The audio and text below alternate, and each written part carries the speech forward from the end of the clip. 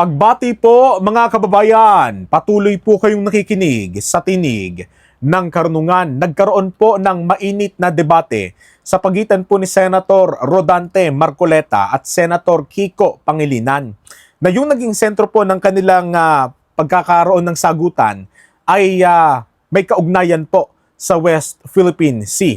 Sa bahagi kasi ni Kiko ay pinangangatwiranan niyang madiin yung naging desisyon po ng Arbitral Tribunal noong 2016 na kung saan wala pong karapatan, hindi pwedeng manghimasok, hindi pwedeng mangialam ang China at iba pang mga bansa dyan sa exclusive economic zone ng Pilipinas, na kung saan doon sa EEZ na yon, doon po makikita yung tinatawag nating West Philippine Sea.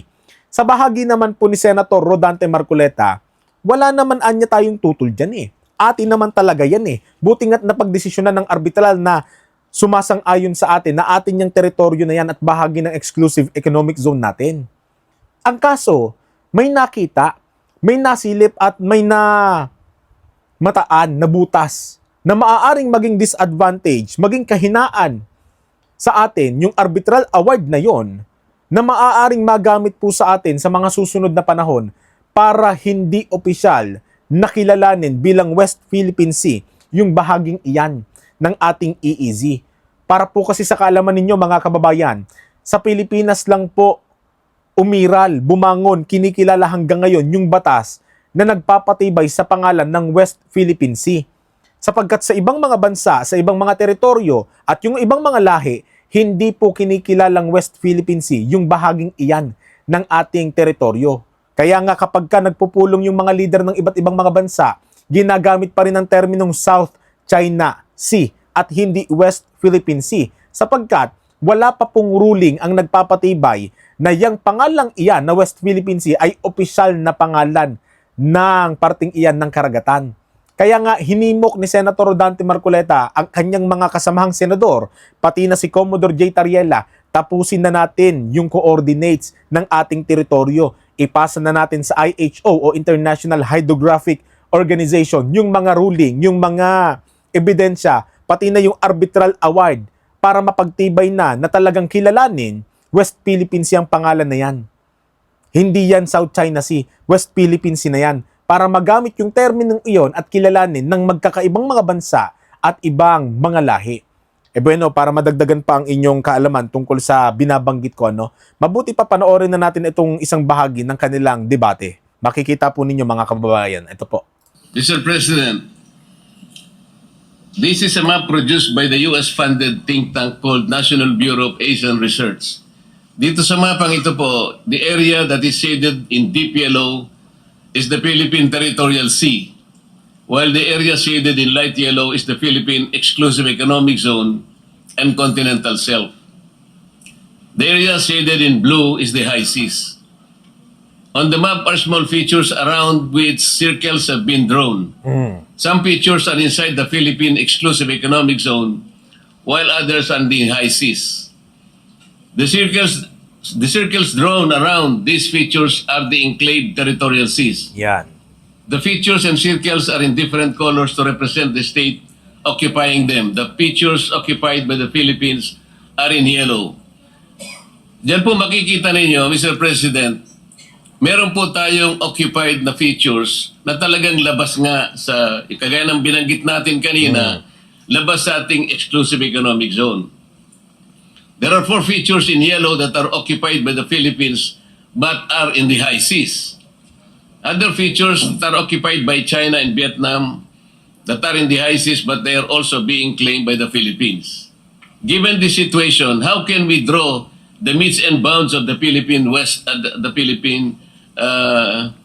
West Philippine Sea? Ito yung tinatanong ko kanina, kung gusto natin pong isama yung mga features which are outliers, meaning to say they are lying outside the exclusive economic zone, paano po tayong papayagan na gawin yun? May encroach po natin pati yung high seas. The UNCLOS, Mr. President, prohibits us from enclosing the high seas, and international tribunals have nullified boundaries that leapfrog. Hindi po natin sila pwedeng i-connecta. Kaya nga po, why even under Republic Act 12064, the limits of the West Philippine Sea cannot be drawn with precision. Yun po yung Nako, yun pa. Yun ang problema doon. Yan ang isa sa mga nakikita nating disadvantage, mga kababayan, yung Republic Act number 12064 o yung Philippine Maritime Zone Act na nagsasabi na hindi natin kayang iguhit yung limitasyon ng ating teritoryo. Wala pang ang coordinates eh. Kaya nga ito yung hinihimok ni Senator Rodante Marcoleta na tapusin na ninyo yung coordinates na yan. Kasi pag pinasa ninyo sa IHO na eto po, gusto namin pangalan na West Philippine Sea po yung parte na yan. Tatanungin ng IHO, teka, hanggang saan ba limitasyon nyo? Asan ang coordinates ng parte ng dagat na kung saan hanggang doon itatawaging West Philippine Sea yan? Kung yung mismong Republic Act 12064 natin ay nagsasabing hindi kayang iguhit yung limitasyon ng ating teritoryo, papaano yan? Magkakaroon tayo ng problema dyan.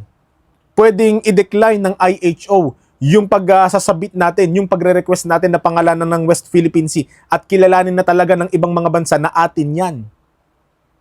Kung mismong sa ruling natin, nagkakaroon pa ng problema. Kaya nga sabi ni Senator Rodante Marcoleta, abay, tapusin na ninyo coordinates niyan. Para kapag nagpasa na tayo ng request na lagyan na ng pangalan niyan, i-label ng West Philippines yan, hindi na magkakaproblema. At isa pa, nabanggit din ni Senator Rodante Marcoleta na makikita nyo naman sa mga mapa, meron pong mga guhit na bilog dyan, na yung mga parte po na yan ay, yung iba dyan nasa loob ng Exclusive Economic Zone o EEZ ng Pilipinas. Pero, hindi po sa atin yan. Katulad na lamang ng mga tinatawag na high seas. Yung mga high seas po, batay po sa United Nations Convention on the Law of the Sea o UNCLOS, yung high seas po na yan, hindi po yan pag-aari ng sinumang mga bansa. Hindi po pwedeng i-claim na teritoryo yan ng sinumang mga bansa. Sa makatuwid, andyan lang yan. Parte lang yan ng dagat yan. Maaaring nasa loob ng exclusive economic zone natin yan, pero hindi natin pwedeng pakialaman. Hindi natin pwedeng sabihin na atin yan. Ngayon, ito ang problema. Paano kung dumating ang panahon na ang China mangisda sa high seas? Kasi pwedeng mangisda kahit sino dyan. Dahil nga walang nagmamay-ari dyan.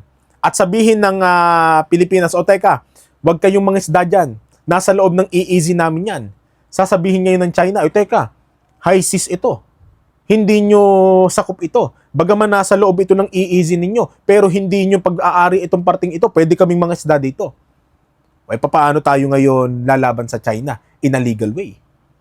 Kaya nga ang sinasabi ni Senator Rodante Marcoleta dito, magkaroon tayo ng paraan para yung mga features na yan na hindi pa po sa atin, bagaman nasa EEZ na, ay mapa sa atin na din para hindi na totally magkaroon pa ng problema dyan sa parte ng ating bansa. Tuloy po natin. nasabi natin, hindi po natin magagamit yung mga batas na ginawa natin dahil meron pong problema. Yon. At makikita po ninyo yung mga features, for example, yung nandyan po sa loob ng ating West Philippine Sea. Makikita nyo yung mga circles in blue. These are occupied by other nations.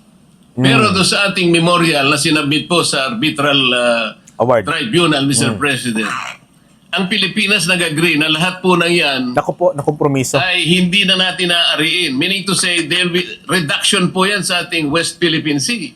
O, di ba? Ito yung pinaglalaban ni Kiko na arbitral tribunal. Alam niyo mga kababayan, walang problema dun eh.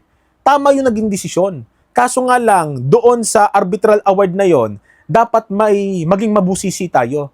Hindi porke pumabor sa Pilipinas na sa inyo yan, walang karapatan ng China dyan. Hindi porke nagdesisyon na doon, sapat na. Sapagkat meron pong paragraph sa arbitral tribunal na kung saan nagpasa po ng memorial ang Pilipinas, kinokompromiso yung mga teritoryong iyan, yung ilang mga parte ng ating EEZ. Papayag ba tayong mawala yan kung pwede namang gawa ng paraan? Ito na yung sinasabi natin. Pinaglalaban ni Kiko, nila Riza, ng mga hanay nila sa atin ng West Philippine Sea. Ipagtanggol ang West Philippine Sea, tumindig para sa WPS. Pero ang tanong, hanggang saan ang nilalaban ninyo? Papayag ba kayo na pinaglalaban nyo pero ayaw ninyong pansinin itong kompromisong ito na ginawa ng ating gobyerno? masabi lang na lumalaban kayo? Huwag niyong gagamitin sa pagpapabango yung West Philippine Sea na yan. May isang Rodante Marcoleta na nakita yung disadvantages. Kayo ba nakita niyo yon? Nabasa niyo yon? Hindi nga ata alam ni Kiko yung tungkol sa memorial na yan eh. Oh. Huwag niyong gagamitin kasi sa pagpapabango ng pangalan ninyo yung laban ng West Philippine Sea. Ang totoong laban dyan, hindi yung puro Senate resolution, hindi yung puro ingay sa social media, hindi puro publicity stunt, hindi puro pamumulitika sa bibig. Hindi. Legal ninyong gawin. In a legal way, legal process ninyo gawin. Kasi, maaaring maingay kayo, pero may laman ba yung mga sinasabi ninyo? Di po ba? Tuloy. Ganun po, kinompromise natin eh. Basahin po natin yung award. So, ang dami pong nawawala sa West Philippine Sea natin. Mr. President, if we may, Yan. the declaration under PD 1596 that the KIG is part of Philippine territory.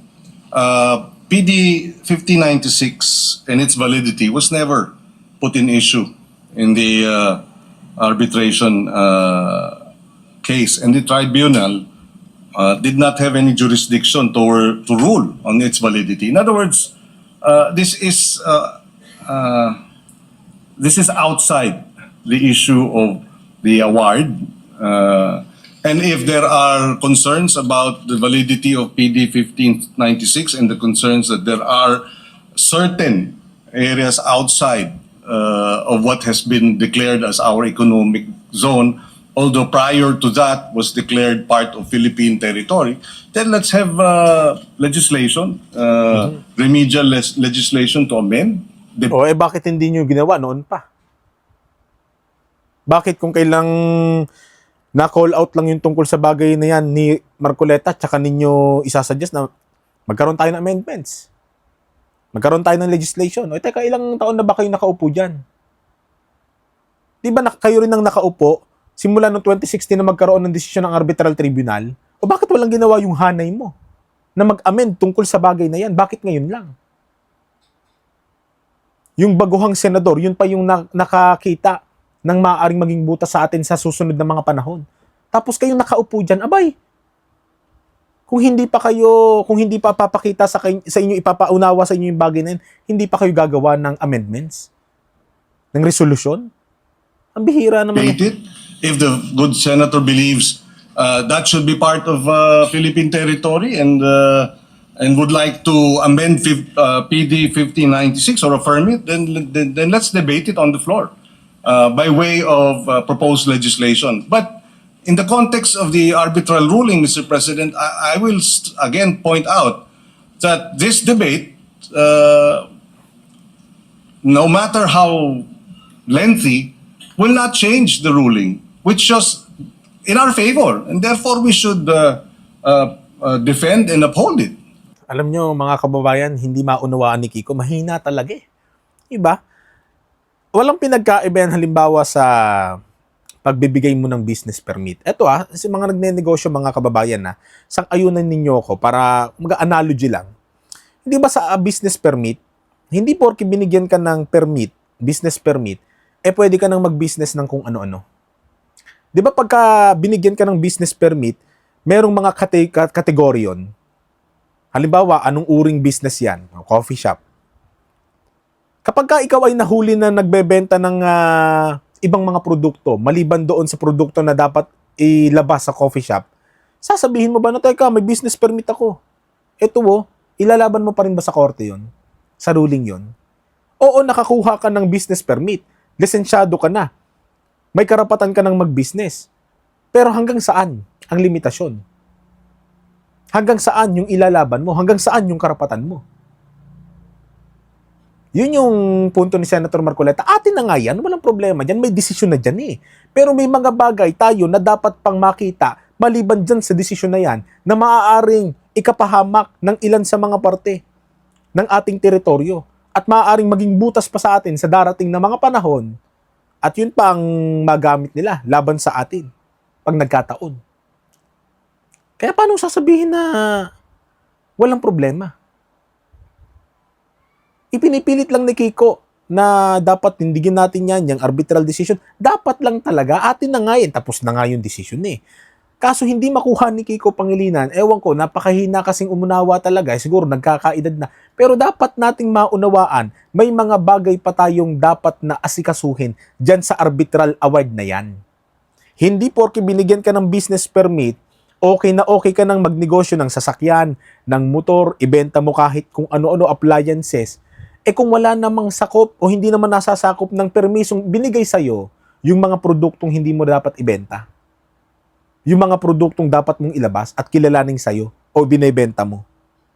Di po ba? Tuloy. Rather than going to a question of, wait, sandali lamang. Kasi yung arbitral ruling na yun, hindi sinama yung ilang mga nasa KI Island Group. So dapat, wag natin i-recognize yung award na yan. Hindi Loko-loko naman talaga. po tayo papayag dun. Hindi po ba? Hindi po ganun ang punto natin, Mr. President. Loko-loko ano? Kung sakaling tayo po ay may karapatan talaga at meron naman talaga tayong karapatan sa ating West Philippine Sea na sa ngayon ay ina-approximate nila na ito na nga yung ating exclusive economic zone, kinakailangan naman nating makita yung hangganan para sa ganoon maipagtanggol natin ang lahat ng saganang atin. Nagbabudget tayo, binibigyan natin ang ating Department of National Defense. Ang daming mga features na wala sa ating West Philippine Sea, na wala doon sa ating exclusive economic zone. Wala namang nandun outliers po siyang ganoon. Pagkatapos, sinasabi ng 1596, atin yun, pero sabi ng arbitral tribunal, sabi ng award, sinabi na nga natin, paragraphs 573 to paragraph 576, neither the Philippines nor China has the right to enclose that part of the Sprat list. Ibig sabihin, ninalipay niya po yun eh. So wala din yun eh. Kinakailangan nating itama lahat. Sangayon din sa UNCLOS na doon naman ay signatory tayo. Ayun. Ito po yung kanina ko pa gustong ipaliwanag. Walang masama na yung ating saganang atin, pag-aari natin, madetermina natin. Halimbawa, binigyan tayo ng isang pag-aari, isang sukat ng lupa. Sinabi ng ating kaibigan, mula sa bundok na ito hanggang Yun. sa bundok na yun, sa iyo Yan. yan. Alam po ninyo, pag hindi natin natituluhan yan, nakuha yung kabuuan kung hanggang saan ang ating pag-aari, mahirapan lang tayo. Yun. Kaya po nagkakaroon tayo ng pag-aaway, ngayon lamang po kaya nakikita na natin ang talagang pangangailangan na pag-aralan nating mabuti muna ito. Kesa sasabihin natin, gagawa ng halimbawa ng caricature ang isang Commodore natin na ilalagay niya sa nakakatuwa at pangit na itsura ang leader ng isang bansa. Imbes na yun ang gawin niya, siguro kinakailangan muna nating i-determine with precise precision at with coordinates para sa ganon, alam na natin, maiguguhit na natin, hindi lamang sa tayo lang ang nakakaalam ng ating West Philippine Sea, pati po doon sa S23. Ito po yung International Hydrographics Organization. Matatala na yung ating West Philippine Sea. Magkakaroon na po ng coordinates. Kagaya po ng pinakita natin kanina na South China Sea is designated by 6.1. Ngayon, kung kontra dyan si Kiko Pangilinan, edi kinukontra niya na rin yung pagbibigay ng karapatan at pagtibayin yung karapatan ng Pilipinas sa ating exclusive economic zone. Kasi kung talagang sa pagpipilit ni Kiko dun sa arbitral tribunal na yon, sa arbitral decision na yon, sa atin niyang teritoryo na yan, dapat tanggapin niya rin yung suwestyon at rekomendasyon ni Marcoleta, bigyan na natin ng coordinates ang IHO para masabi na nating West Philippines yan. Ang ganda ng analogy ni Senator Marcoleta. Binigay sa iyo yung isang bundok, sa iyo yan, yung bundok na yan hanggang dun sa kabilang bundok. O di ba kung talagang sa iyo na yan pag-aari mo yan, meron kang titulo. At sa mga dokumentong hawak mo, nakalagay doon ilang sukat ng lupa ang sa'yo dyan. Hanggang saan ang limitasyon? Ilang square meters ang nasasakop mo yan? Mo dyan, bilang pag-aari mo. Kung doon na nga lang, sa isang pribadong tao na nagmamay-ari ng isang lupa, meron siyang coordinates. Lalo na dito, bansa, teritoryo ang usapin dito. Bakit hindi natin pakikinggan at para bagang sa tono ng pananalita ni Kiko, abay mali pa si Marcoleta sa kanyang suwestyon. Tapos minamasama pa niya. At sasabihin niyang hindi naman daw relevant yon pagdating sa desisyon ng arbitral. Andun na nga may desisyon ng arbitral, pero meron pang dapat asikasuhin, meron pang dapat na bigyan ng pansin. Hindi po ba? Babantayan natin ng mga hakbang na gagawin po ng mga namiminuno sa atin tungkol sa teritoryo nating iyan at titignan nating patuloy sino ba talaga ang lumalaban at tumitindig sa pangalan ng teritoryo ng ating bansa, partikular ang West Philippine Sea. Hanggang sa susunod po na talakayan, paalam.